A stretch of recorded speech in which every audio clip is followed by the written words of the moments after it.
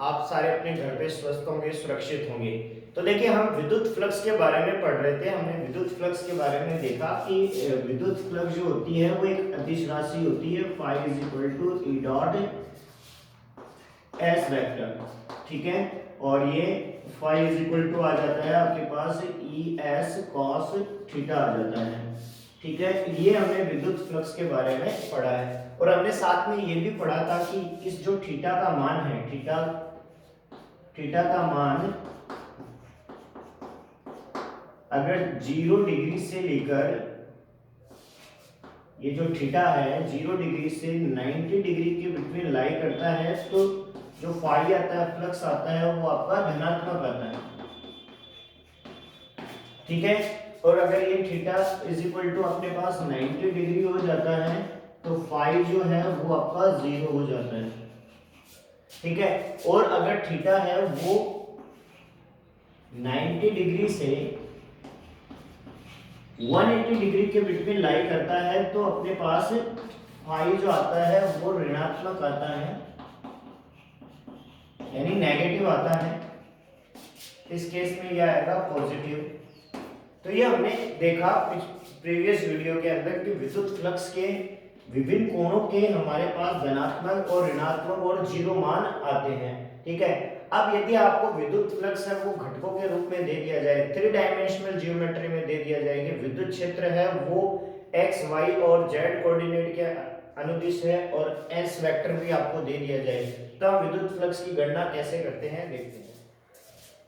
अब मान लीजिए आपको विद्युत क्षेत्र कोऑर्डिनेट सिस्टम में दिया हुआ है कि एक्स वाई और जेड के अलॉन्ग दिया हुआ है, ठीक है। जहां ई के कंपोनेंट ले लेता हूं मैं एक्स वाई और जेड के अंदर, ठीक है। और इसके अंदर मैं एक क्षेत्र ले लेता हूं, तो विद्युत फ्लक्स कितना होगा इससे पहले तो देखिए ई सदिश क्या आ जाएगा, ई एक्स आई कैप प्लस ई एक्स आई कैप ई वाई जी कैप प्लस ई जेड की कैप। इसी तरह से एस वेक्टर क्या आ जाएगा, एस वेक्टर आ जाएगा मेरे पास एक्स आई कैप प्लस वाई जी कैप प्लस जेड की कैप। तो फाई इज इक्वल टू क्या आ जाएगा, फाई इज इक्वल टू आ जाएगा मेरे पास ई डॉट एस वेक्टर। तो ई वेक्टर क्या है भाई आपके पास, ई एक्स आई कैप प्लस ई वाई जी कैप प्लस क्या आ जाता है ई जेड की कैप, ई जेड की कैप डॉट क्या आ जाता है एक्स आई कैप प्लस वाई जी कैप प्लस जेड की कैप, ये अपने पास आ जाता है। तो देखिए डॉट हम जानते हैं आई डॉट आई, ये देखिए I dot I, J dot J and K dot के, इन सब की वैल्यू क्या होती है 1 होती है। और rest I dot J is equal to 0, I dot K is equal to 0 and K dot J also 0। तो अपन यहाँ पर देख सकते हैं, कंक्लूड कर सकते हैं कि X phi is equal to क्या आ जाएगा, X E X plus Y E Y plus Z E Z, ये अपने पास क्या आ जाता है विद्युत फ्लक्स आ जाता है। तो अगर आपको विद्युत क्षेत्र और क्षेत्रफल घटकों के रूप में दिया हुआ है तो हम इस तरह से उसका अदिश गुणनफल ज्ञात करके और विद्युत फ्लक्स ज्ञात किया जा सकता है। अब देखिए ये जो अपने पास फॉर्मूला है phi is equal to E dot D S या ई डॉट एस, ये फॉर्मूला जनरली वैलिड होता है, सिमेट्री होती है जिन सरफेस के, सिमेट्री मतलब जिसका क्षेत्रफल पृष्ठीय क्षेत्रफल लगभग आपको ज्ञात है, जैसे बंद गोला है, आयत है, घन है, घनाभ है, तो इनकी सबकी जो शेप होती है, जियोमेट्री होती है, वो सिमेट्रिकल होती है, फाइनाइट होती है। लेकिन कई बार हमारे पास ऐसे सिमेट्री आ जाती है, ऐसे क्षेत्रफल आ जाते हैं जहां पर हमारे को सरफेस का पता नहीं चलता कि सरफेस की सिमेट्री क्या होगी। उस स्थिति में फ्लक्स तो होगा लेकिन हम फ्लक्स की गणना कैसे करें, कैलकुलेशन कैसे करें। तब देखिए गाउस जो थे उन्होंने एक थ्योरम दी थी जिसको काफी जो फेमस है गॉसियन थ्योरम, और गाउस की थ्योरम जो है या गाउस प्रमेय जो है वो ठीक उसी तरह प्रभावी है जिस तरह से कूलाम का नियम है।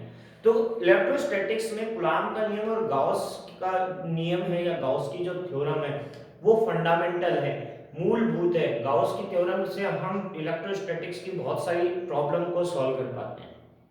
तो गाउस थ्योरम भी है वो फ्लक्स के बारे में हमारे को जानकारी देती है, इंफॉर्मेशन देती है, लेकिन वहां पर हमें सरफेस के साथ सिमेट्री की रिक्वायरमेंट नहीं होती, जरूरतें नहीं होती। क्या नहीं होती? जैसे इसके अंदर अपने को सरफेस है वो सिमेट्री रखनी चाहिए, जैसे उसका पृष्ठीय क्षेत्रफल हमारे को पता होना चाहिए।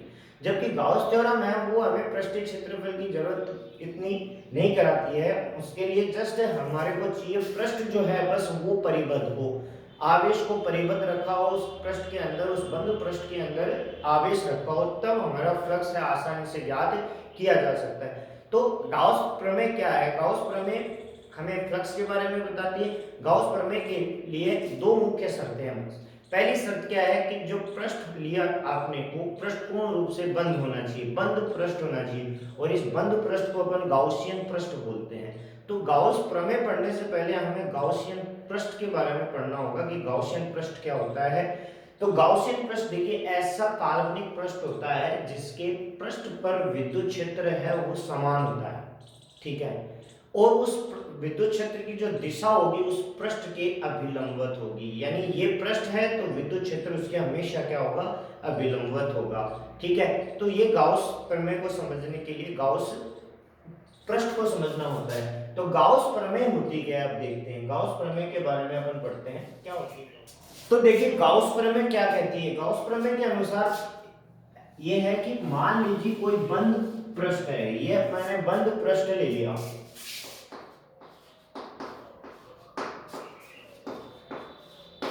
इस बंद पृष्ठ से निर्गत विद्युत फ्लक्स जो होगा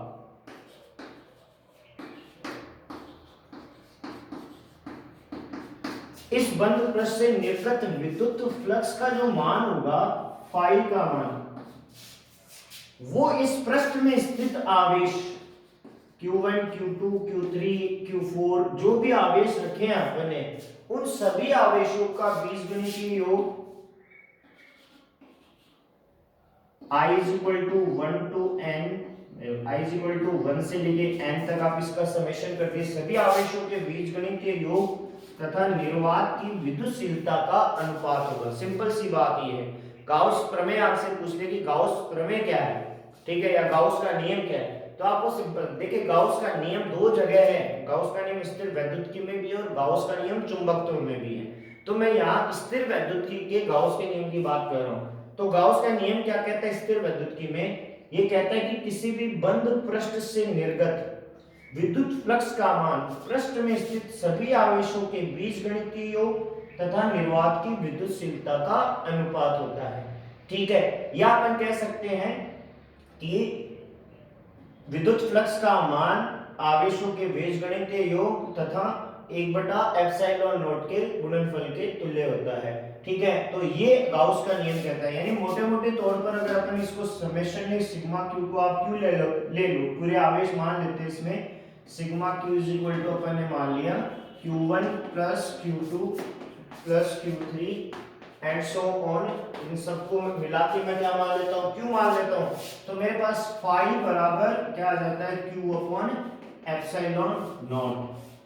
ये अपने पास गाउस का नियम है। तो मैथमेटिकली गाउस का नियम ये कहता है कि किसी भी बंद पृष्ठ से निर्गत विद्युत फ्लक्स का मान पृष्ठ में स्थित आवेशों के बीजगणितीय योग तथा निर्वात की विद्युतशीलता का अनुपात होता है। यहाँ ध्यान रखना जरूरी है कि गाउस का नियम जब भी आप लगाते हो तो पृष्ठ जो है वो बंद होना चाहिए, यानी उस पृष्ठ के अंदर आवेश होना चाहिए।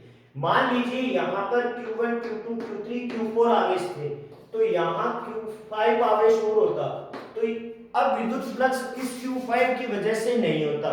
क्यों नहीं होता? क्योंकि ये पृष्ठ के बाहर चला गया है, ठीक है। आपसे क्वेश्चन पूछे कि बताइए इस पृष्ठ के कारण निर्गत विद्युत फ्लक्स कौन कौन से आवेश के कारण होगा, तो देखिए यहाँ पर Φ1 होगा क्योंकि Q1 आवेश है, Φ2 भी होगा Q2 के कारण, Φ3 भी होगा, Φ4 भी होगा, ये 4 के कारण ही विद्युत फ्लक्स होगा। Q1 Q2 Q3 Q4 के कारण ही होगा। Q5 के कारण विद्युत फ्लक्स नहीं होगा। क्यों नहीं होगा? क्योंकि ये पृष्ठ के बाहर है, बंद नहीं है, ये परिबद्ध नहीं है, इसके चारों तरफ कोई सरफेस नहीं है। लेकिन विद्युत क्षेत्र इन सभी के कारण होगा। E1 भी होगा, E2 भी होगा, E3 भी होगा, E4 भी होगा और E5 भी होगा। यहाँ इस पांचवें आवेश में देखिए, पांचवें आवेश के कारण हमारे को विद्युत फ्लक्स नहीं मिला है, लेकिन पांचवें आवेश के कारण विद्युत क्षेत्र अवश्य होगा। तो विद्युत क्षेत्र है वो उसके लिए ये जरूरी नहीं कि पृष्ठ कैसा है, बंद है या खुला है, परिबद्ध है आवेश या नहीं है, बस आवेश होना जरूरी है। लेकिन विद्युत फ्लक्स के लिए गाउस के नियमानुसार आवेश है वो किसी पृष्ठ से घिरे हुए होने चाहिए, एनक्लोज्ड होना चाहिए, पैक्ड होने चाहिए, तब आपको विद्युत फ्लक्स मिलेगा। तो विद्युत फ्लक्स की सिंपल सी परिभाषा आ जाती है गाउस के नियम से ये कि Q अपॉन एप्सिलॉन नॉट। तो हमने यहाँ पर देखा कि हमें जो पृष्ठ लिया है वो सिमेट्री की जरूरत नहीं है, आप बिना सिमेट्री वाले पृष्ठ से भी विद्युत फ्लक्स की गणना कर सकते हो, बस जरूरी है कि उस पृष्ठ से आवेश हो। क्यों? पृष्ठ की क्षेत्रफल की आवश्यकता नहीं है। देखिए इस फॉर्मूले में हमने क्षेत्रफल का कहीं पर भी डिस्कशन नहीं किया है, सिर्फ आवेश को एनक्लोज किया है। तो अब गाउस नियम है वो किस तरह से एप्लीकेबल होता है, इस पर महत्वपूर्ण कुछ बातें हैं वो अपन देखते हैं। तो देखिए गाउस प्रमेय हमने देखी कि फाई बराबर क्या होता है, Q अपॉन एप्सिलॉन नॉट या सिग्मा Q ले सकते हो आप, समेशन Q, जहां सिग्मा Q आपके पास क्या है, sigma Q is equal to Q1 plus Q2 plus Q3 and so on. ये अपने पास आवेशों का योग आ जाता है। तो गाउस प्रमेय ये है। अब गाउस प्रमेय पे आधारित महत्वपूर्ण तथ्य देखते हैं। सबसे पहले अपन देखते हैं एक नंबर लगा के, गाउस प्रमेय क्या कहती है कि किसी भी बंद पृष्ठ से निर्गत विद्युत फ्लक्स का मान पृष्ठ में आवेश की स्थिति पर निर्भर नहीं करती। मेरी बात ध्यान से सुनना, किसी भी बंद पृष्ठ से निर्गत विद्युत फ्लक्स का मान पृष्ठ में आवेश की स्थिति पर निर्भर नहीं करते। यानी स्थिति कैसी भी हो पृष्ठ पर, स्थिति पर निर्भर नहीं करता।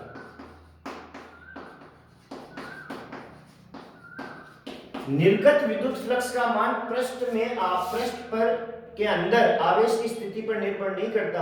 हाँ, ये जरूरी है कि आवेश पृष्ठ के अंदर हो।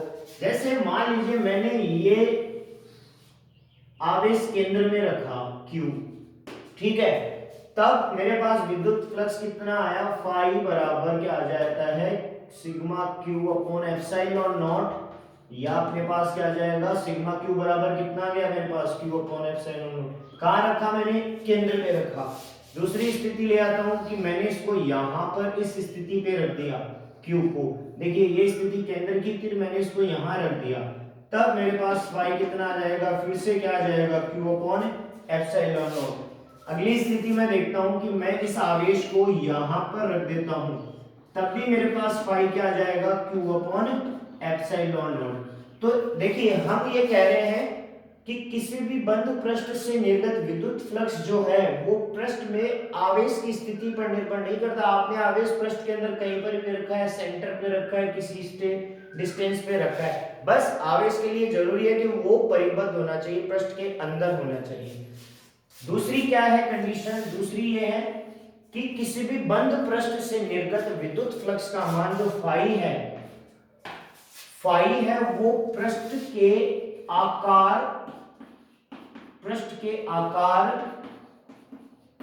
व आकृति पर निर्भर नहीं करता है।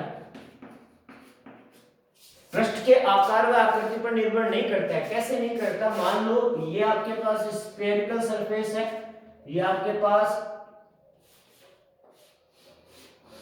एक इस तरह से एनक्लोज सरफेस ये आ जाती है, ठीक है, ये मान लीजिए आपके पास कोई आयत है, ठीक है, तो देखिए हमने पृष्ठ को यहाँ Q आवेश रखा, इस जगह Q आवेश रखा और यहाँ Q आवेश रखा। तीनों स्थितियों में आप देख सकते हो कि सिग्मा Q कितना है आपके पास Q, यहाँ पर sigma Q is equal to क्या है Q, और यहाँ पर भी sigma Q is equal to क्या है Q। तो फ्लक्स कितना आएगा, फाई इज इक्वल टू आ जाएगा sigma Q upon epsilon not, यहाँ पर भी क्या आएगा, phi is equal to sigma Q upon epsilon not, और यहाँ पर भी फाई कितना आ जाएगा, sigma Q upon epsilon not. अब सिग्मा क्यू कितना है, क्यू, तो फाई इज इक्वल टू कितना है आपके पास, क्यू अपॉन एप्सिलॉन नॉट। इस स्थिति में देखिए फाई इज इक्वल टू क्या आएगा, Q upon epsilon not, phi is equal to Q upon epsilon not. तो हमने क्या कहा, हमने ये कहा कि पृष्ठ के आकार व आकृति पर निर्भर नहीं करता। देखिए पहले में आपने क्या कैसे लिए, गोलाकार पृष्ठ लिए, फ्लक्स कितना है, क्यू अपॉन एप्सिलॉन नॉट। दूसरे में आपने घनाकार बंद पृष्ठ लिया है, तब भी आपके पास फ्लक्स कितना है, क्यू अपॉन एप्सिलॉन नॉट। तीसरी स्थिति में आपने आयताकार फ्लक्स, आयताकार बंद पृष्ठ लिया है, तब भी आपके पास फाई कितना है, क्यू अपॉन एप्सिलॉन। तो तीनों स्थितियों में हमने देखा कि हमने पृष्ठ का आकार बदल दिया है, उसके बाद में भी जो विद्युत फ्लक्स के मान जो आ रहे हैं वो समान आ रहे हैं। तो इससे हम ये कंक्लूड करते हैं कि किसी भी बंद पृष्ठ से निर्गत विद्युत फ्लक्स का मान पृष्ठ के आकार व आकृति पर निर्भर नहीं करता है। तीसरा जो गुणधर्म है वो क्या है कि जो फाई का मान है, निर्गत विद्युत फ्लक्स का मान है, वो आवेशों के वितरण पर निर्भर नहीं करता, आवेशों के वितरण पर निर्भर नहीं करता। ये शब्द विशेष रूप से ध्यान से देखना कि किसी भी बंद पृष्ठ से निर्गत विद्युत फ्लक्स का मान है वो आवेशों के वितरण पर निर्भर नहीं करता। किस तरह से नहीं करता, देखिए मेरे पास मान लीजिए इसमें आवेश है Q और Q, तो मेरे पास sigma Q is equal to कितना आ जाएगा, Q प्लस Q, तो कितना हो गया 2Q, ठीक है। तो यहाँ पर फाई इज इक्वल टू कितना आ जाएगा, देखिए sigma Q upon epsilon not होता है, तो ये आ जाएगा 2Q अपॉन एप्सिलॉन नॉट। अब मैं क्या करता हूँ, इन आवेशों को तोड़ देता हूँ, तो क्या आ जाएगा Q/2Q। तो अगेन सिग्मा Q कितना आ जाता है मेरे पास, सिग्मा Q आ जाता है Q/2, इसको तोड़ दिया मैंने Q/2 में, तो Q/2 plus Q/2 plus Q, again मेरे पास क्या आ जाता है, सिग्मा 2Q आ जाता है। तो फाई मेरे पास कितना आ जाता है, फाई अगेन मेरे पास आ जाता है 2Q अपॉन एप्सिलॉन नॉट। तो हमने देखा पहले वाले प्रश्न में आवेश है वो Q और Q की फॉर्म में डिस्ट्रीब्यूट थे, बटे हुए थे। सिग्मा Q कितना है, Q प्लस Q 2Q, तो फाई कितना आ जाएगा 2Q अपॉन एप्सिलॉन नॉट। अब मैंने क्या किया, इसी पृष्ठ के अंदर मैंने आवेश को डिवाइड कर दिया Q/2 और Q में, तो सिग्मा Q बराबर कितना आ जाएगा, Q/2 प्लस Q बराबर कितना हो गया 2Q। तो फिर से फाई कितना है 2Q अपॉन एप्सिलॉन नॉट। तो हमने देखा कि किसी भी पृष्ठ से निर्गत विद्युत फ्लक्स का मान है वो आवेश वितरण से प्रभावित नहीं होता।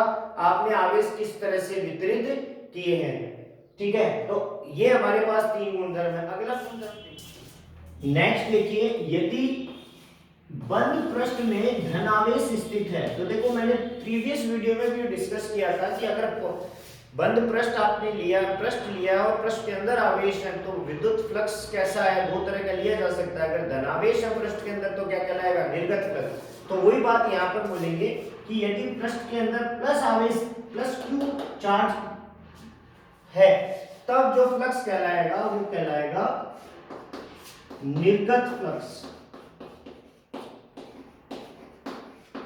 ये क्या कहलाएगा, निर्गत फ्लक्स कहलाएगा, और इसका मान वही आ जाना है फाई बराबर Q अपॉन एप्सिलॉन नॉट। देखिए क्यों कहलाएगा निर्गत फ्लक्स, क्योंकि धनावेश के कारण विद्युत क्षेत्र रेखाएं बाहर की ओर निकलती हैं, ठीक है। और यदि यही ऋणावेश आ जाए, इस पृष्ठ के अंदर ऋणावेश आ जाए, तो यहाँ पर जो फ्लक्स कहलाएगा वो कहलाएगा प्रवेशित फ्लक्स, यानी फाई जो कहलाएगा वो कहलाएगा प्रवेशित फ्लक्स कहलाएगा, ठीक है। और इसका मान क्या आ जाएगा, फाई इज इक्वल टू क्या आ जाएगा, minus Q upon epsilon not. तो अगर फाई पॉजिटिव आता है, फाई अगर पॉजिटिव आता है आपके पास, तो वो कहलाएगा आउटगोइंग फ्लक्स या निर्गत फ्लक्स। और अगर फाई आपके पास नेगेटिव आता है, तब वो कहलाएगा इनकमिंग फ्लक्स या प्रवेशित फ्लक्स। तो ये हमने गाउस का नियम देखा और उस पर आधारित महत्वपूर्ण तथ्य देखे। अब कुछ स्टैंडर्ड प्रॉब्लम है वो आपसे पूछी जा सकती है। मोस्टली घन जो होता है उस पे आधारित क्वेश्चन पूछे जाते हैं। तो देखिए घन पे आधारित गाउस फ्लक्स किस तरह से पूछा जाता है वो अपन तो अब अपन गाउस के नियम पे आधारित कुछ स्टैंडर्ड एग्जांपल देखते हैं। तो उनमें सबसे ज्यादा जो इम्पोर्टेंट एग्जांपल है वो घन का है। देखो एक घन के अंदर क्या होता है, एक घन के अंदर 6 तो फेस होते हैं, ठीक है, 8 कॉर्नर्स होते हैं और 12 एजेज होते हैं, ठीक है, 6 फलक होते हैं, 8 किनारे होते हैं, 12 शीर्ष होते हैं। तो ये अपने पास घन की स्थिति आ जाती है। अब इस पे आधारित दो तरह से क्वेश्चन पूछे जाते हैं। पहली तो आपको ये ध्यान रखना है कि आवेश रखा कहाँ गया है, ठीक है। मैं एक आवेश रख देता हूं इस घन के केंद्र पे Q। ये आवेश कहाँ रखा हुआ है, केंद्र के ऊपर रखा हुआ है, यानी एक मैंने आवेश रख दिया है वो घन के केंद्र पे रख दिया। एक बार फिर से ध्यान रखना, एक घन में 6 फेस होते हैं, 8 कॉर्नर्स होते हैं और 12 एजेज होती है, ठीक है। अब आपने एक आवेश रखा है, पहली स्थिति क्या है आवेश की, कि आवेश Q जो है वो घन के केंद्र पर है,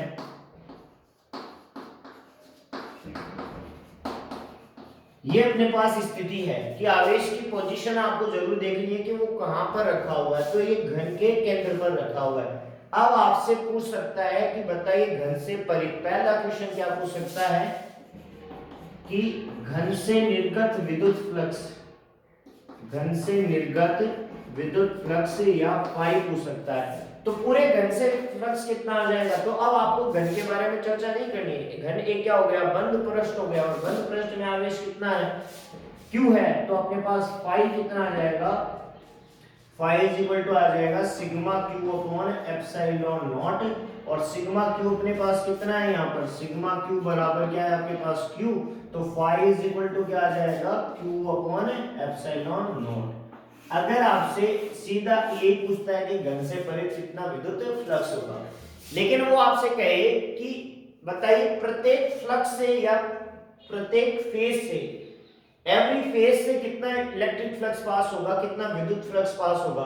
तो देखिए पूरे घन से तो इतना हो रहा है, तो एक पूरे घन का मतलब कितना हो गया, 6 फलक से इतना पास हो रहा है। भाई एक घन के अंदर फलक कितने होते हैं, 6, तो 6 के 6 फलक से कितना हो रहा है, Q अपॉन एप्सिलॉन नॉट। तो एक फलक से कितना आ जाएगा, डिवाइड कर देंगे, ठीक है। तो दूसरे टाइप का क्वेश्चन क्या हो गया घन का, कि प्रत्येक फलक से कितना आ जाएगा भाई। तो देखिए प्रत्येक फलक से तो अपन 5 फेस ले लेते हैं यहाँ पर। तो देखिए सारे फेस जितने भी 6 फलक थे इनसे कितना गया, Q अपॉन एप्सिलॉन नॉट। तो उसको अपन 5 बोल देते हैं। तो एक फलक से कितना जाएगा, तो कितने फलक होते हैं घन के अंदर, 6, तो डिवाइडेड बाय क्या आ जाएगा, 6 आ जाएगा। तो 5 फेस कितना आ जाएगा भाई। तो देखिए 5 की वैल्यू क्या है अपने पास, Q अपॉन एप्सिलॉन नॉट। तो ये आ जाएगा Q अपॉन 6 एप्सिलॉन नॉट, ठीक है। ये आपको ध्यान रखना है, ठीक है। थर्ड कितना आ जाता है कि प्रत्येक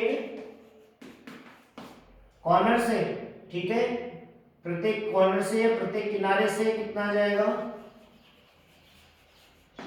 प्रत्येक कॉर्नर से। तो देखो 8 कॉर्नर से कितना गया, Q अपॉन एप्सिलॉन नॉट, क्योंकि 8 हो गया तो कॉर्नर है, ये घन के ही तो है।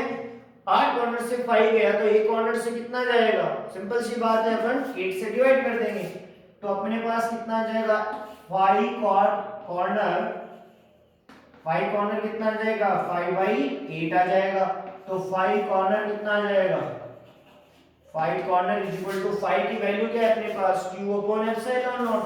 तो ये कितना आ जाएगा, Q अपॉन 8 एप्सिलॉन नॉट प्रत्येक कॉर्नर से, ठीक है। अब तीसरी स्थिति क्या आ जाती है, तीसरी स्थिति आ जाती है सी कंडीशन। देखते हैं कि आपसे कहता है कि प्रत्येक एज से, ठीक है, एज से कितना जाएगा। तो देखिए सारी एज कितनी है, 12, तो 12 के 12 एज से कितना जाएगा, Q अपॉन एप्सिलॉन नॉट। तो 1 से कितना जाएगा, 12 से डिवाइड कर देंगे अपन। तो देखिए 5 एज से कितना जाएगा, Q अपॉन 5 अपॉन 12 आ जाएगा। और 5 की वैल्यू क्या है आपके पास, Q अपॉन एप्सिलॉन नॉट। तो 5 एज कितना आ जाएगा, फाई की वैल्यू है क्यू अपॉन और ये आ जाएगा 12 एप्सिलॉन नॉट। तो ये अपन ने तीन स्थितियां देखी, किस पे आधारित, किसी घन पे आधारित, ठीक है, जबकि आवेश कहाँ रखा गया है, घन के केंद्र पे रखा गया है। इस बात को विशेष रूप से ध्यान देना, ये फॉर्मूले आपके सारे तभी वैलिड है जब आवेश घन के केंद्र पर रखा हुआ है, ठीक है। तो एक घन बहुत इंपॉर्टेंट टूल आता है गाउस के नियम में, इस घन पे आधारित इस तरह से क्वेश्चन पूछा जा सकता है। पूरे घन से परित विद्युत फ्लक्स तो आ जाएगा q अपॉन एप्सिलॉन नॉट, यहाँ घन के फेस से कोई लेना देना ही नहीं। लेकिन अगर आपको फेस, कॉर्नर और एज के बारे में अलग अलग पूछता है तब अपन इस तरह से करेंगे, फेस डिवाइडेड बाय 6 हो जाएगा, कॉर्नर डिवाइडेड बाय 8 हो जाएगा और 8 डिवाइडेड बाय 12 हो जाएगा। ये तो स्थिति तब आती है जब ये कॉर्नर पे रखा हुआ है, सॉरी सेंटर पे रखा हुआ है।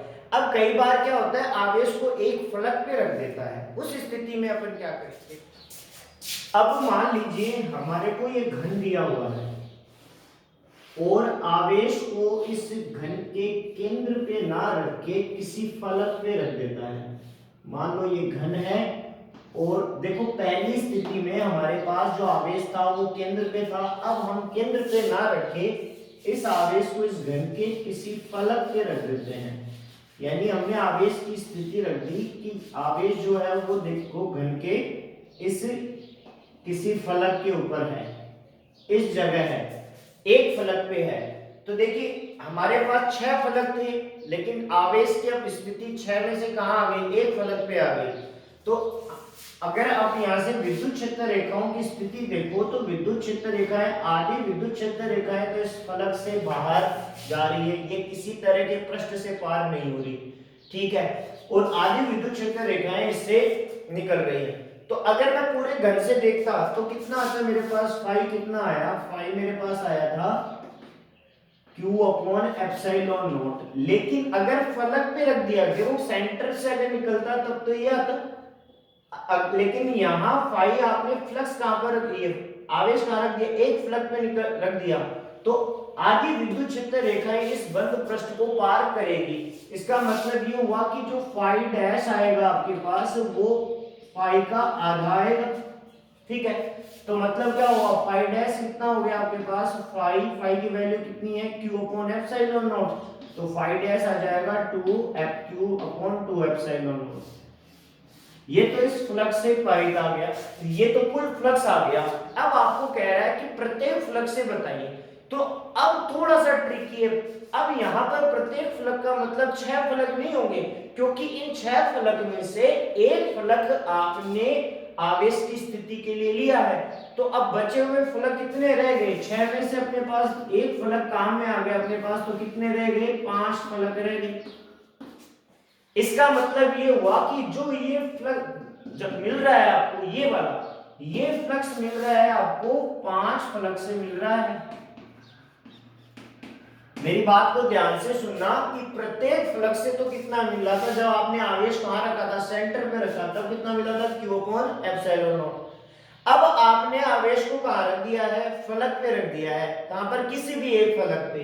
तो फलक पे रख दोगे तो आप अपना जो विद्युत फ्लक्स है वो आधा हो जाएगा। क्यों हो जाएगा आधा, क्योंकि आधी विद्युत क्षेत्र रेखाएं हैं, इसको पार कर पाएगी, ठीक है। तो फाई डैश कितना आ जाएगा, 5/2 आ जाएगा, ये आ जाएगा q अपॉन 2 एप्सिलॉन।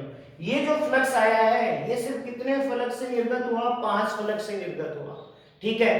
तो अब ये संपूर्ण है। अब आपसे कहेंगे बताइए प्रत्येक फलक से, तो अब आप डिवाइडेड बाय 6 नहीं करोगे, अब आपको क्या करना है, फाई डैश, फाई फलक कितना आ जाएगा, देखो सारे 5 फलक से तो ये गया, ये कितने फलक से है, 5 फलक से है, ठीक है।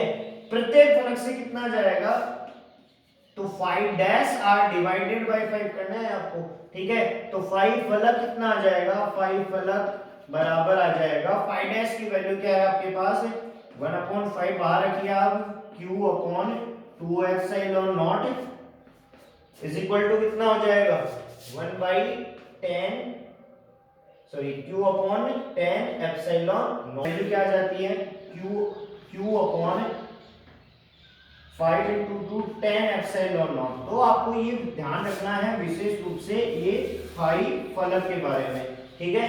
तो ये हमने गाउस के नियम पे आधारित एक विशेष प्रकार का एग्जाम्पल देखा, घन पे आधारित। और गाउस के नियम का उपयोग करते हुए हम आगे पढ़ेंगे कि विभिन्न प्रकार की आवेशित वस्तुओं के कारण विद्युत क्षेत्र की तीव्रता का परिकलन गाउस के नियम की सहायता से किया जाता है। एक बार फिर से बताना चाहूंगा कि गाउस का नियम है वो एक यूनिवर्सल नियम, यूनिवर्सल लॉ है कूलॉम की तरह, ठीक है, कूलॉम की तरह ये फंडामेंटल, सॉरी यूनिवर्सल नहीं है, फंडामेंटल लॉ है। और इसकी सहायता से अपन विभिन्न आवेशित वस्तुओं के कारण विद्युत क्षेत्र की तीव्रताओं का परिकलन करते हैं।